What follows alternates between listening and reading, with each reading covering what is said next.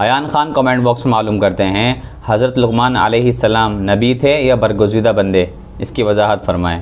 حضرت لقمان یہ عرب کے اس ماحول میں بہت ہی معروف اور جانے پہچانے آدمی تھے۔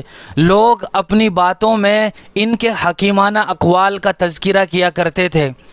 حضرت لقمان کی حکیمانہ باتیں بہت ہی اچھی اور مشہور تھی۔ اللہ تبارک و تعالی نے ان کی نصیحتوں کا تذکرہ قرآن مجید میں فرمایا ہے، اور انہی کے نام سے قرآن مجید میں مستقل ایک سورت بھی سورہ لقمان کے نام سے موجود ہے۔ وَلَقَدْ آتَيْنَا لُقْمَانَ الْحِكْمَةَ أَنِ اشْكُرْ لِلَّهِ۔ اللہ تبارک و تعالی نے اس رکوع میں ان کی ان نصیحتوں کا تذکرہ فرمایا ہے جو انہوں نے اپنے بیٹے سے کی تھی۔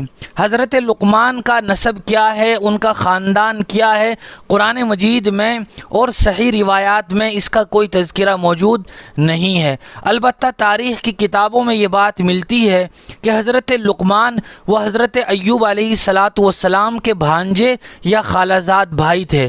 دوسرا قول یہ ہے کہ وہ حضرت داؤد علیہ السلام کے زمانے میں تھے، اور یہ بات بھی ہے کہ وہ حبشی النسل تھے۔ ان کا ظاہری حلیہ اور چہرہ وہ سیاہ تھا، جیسا عام طور سے حبشی لوگوں کا ہوا کرتا ہے۔ وہ حبشہ سے ہجرت کر کے عرب آ گئے تھے، جیسا کہ سعید ابن المسیب نے بھی اپنی ایک روایت میں اور اپنے ایک قول میں اس بات کا تذکرہ کیا ہے کہ حضرت لقمان بہت ہی کالے تھے، لیکن کسی بھی کتاب میں نہ قرآن کریم میں اس بات کا کوئی ثبوت نہیں ہے کہ وہ نبی تھے۔